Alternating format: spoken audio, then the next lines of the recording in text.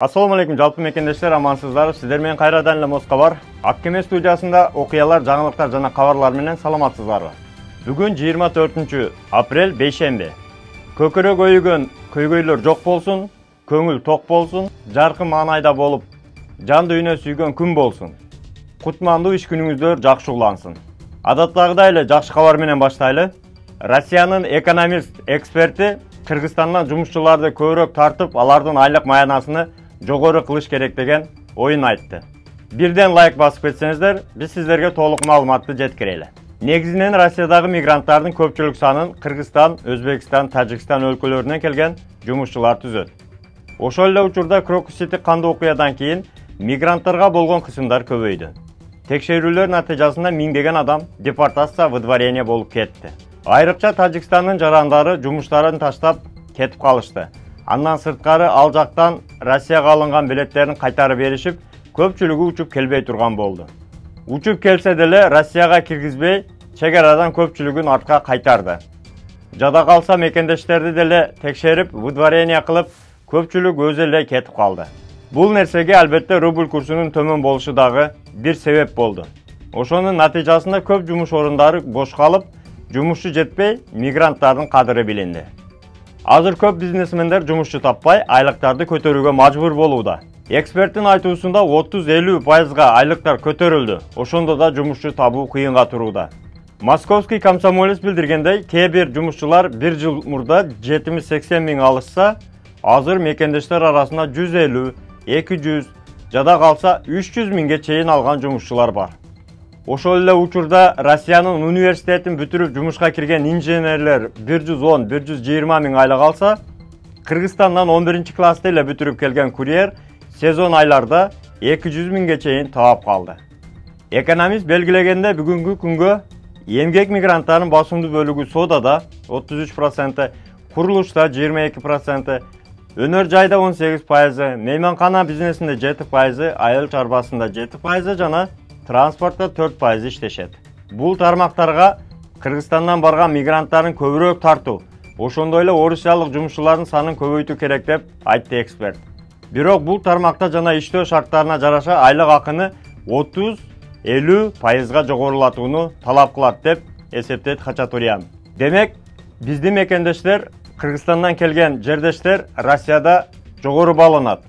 Ошондуктан колдон келишинче жогору маян алуу, айлыгы жогору жумуштарга иштеген аракет кыла берели. Эң башкысы тапкан акчабыз берекелүү жана жугумдуу болсун. Ал эми бул жаңылык сиздерге кичине болсо да жагымдуу болду деп эсептейбиз. Жакындарга, мекендештер группаларына бөлүшүп кетиңиз. Бирден лайк басып, каналга катталууну унутпаңыздар. Москва бар Telegram группасы бар, жардам беребиз, жардам группа. Ошол группадан келген бир суроого сиздерге жооп бере кетели. Салам, ситуация мындай. Просрок регистрация 1 ай өтүп кеткен. Кармап через суд деп алып барып, кайра 6 миң штраф жазып кое бериптир. Маяга чейин өз алдынча чыгып кет дептир. Суроо, кирди чыкты кылып иштей берсе болобу, кайра же уже болду? Запретпи дейт. Бул учурда эгерде ушундай ситуация болгон болсо, сөзсүз түрдө колго тийген протоколдун кагазын караш керек. Ошол жерде эгерде выдворение деп жазылган болсо, 18.8 статьясы менен, ал учурда сөзсүз түрдө сотко кайрылып, 10 күндүн ичинде обжалование жазып, ошол протоколду, ошол чечимди жокко чыгарыш керек. Эң эле биринчи жасала турган нерсе ошол. Чек арага барыштын кереги жок, чек арага барбай туруп, ошол обжалованияны жазып, тезирээк бүтүргөн аракет кылыш керек.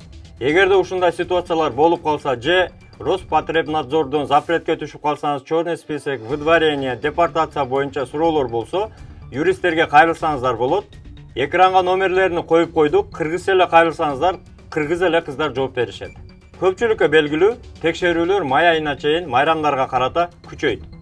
Учурда базалардагы сбой болуп, көпчүлүк таза регистрацияларда базадан текшергенге мүмкүнчүлүк болбой атат. Ошондуктан көпчүлүк мекендештердин таза колудагы бар регистрациясы базада болсо деле, базада жок экен деп коркутуп штраф алууда. Кантсе май майрамдарына карата текшерүүлөрдө өзүңүздөргө, жаныңыздарга дайыма паспорт, миграционный, регистрация, Сахарованын жашыл картасыны, трудовой договорду кошо ала жүрүңүздөр. Moskobар Telegram группасында да көпчүлүк сурап атат, 1 күн өтүп кетти, 5 күн өтүп кетти деп. Туугандар, негизи эле срогун өткөрбөңүздөр. Жада калса, мына май майрамдары өзүңүздөр билесиздер, дем алыштар өтө көп болот. Срогуну карап, эрте жасатып, колдон келишинче ошол регистрацияны майрамдарга чейин жасатып алыңыздар. Кантсе да бөтөн жерде өзүңүздөргө сак документтерге таап болуңуздар. Таза регистрация боюнча 8936 111 79 11 номерине кайрылсаңыздар, жигиттер жардам берет. Ал эми жаңы эле келгенде 30 күндү эсептеп отурбастан туугандар, регистрацияны колдон келишинче эрте бүтүрүңүздөр, себеби азыр учурда негизи эле регистрациянын чыгышы да өтө кыйын болуп атат. Квартирага койдурамын дегендер болсо 8929 975 89 79 номерине кайрылыңыздар. WhatsApp'tan жазсаңыздар жооп беришет. Тапканыңыздарга береке, үй бүлөңүздөргө тынчылык, мекенибизге ийгиликтүү кайталы. Аман болуңуздар туугандар. Москвадагы мекендештер, кирди чыкты боюнча границага кыйналган жердештерди бекер ташыган, жолдо полный жардам берген, чек арага до конца өзү барган Толкунбекке чалыңыз. Аккемеден десеңиз полный кошумча чыгымдар, разворот, черный список, өтүп кеткен, жоголгон документтер бекер болот.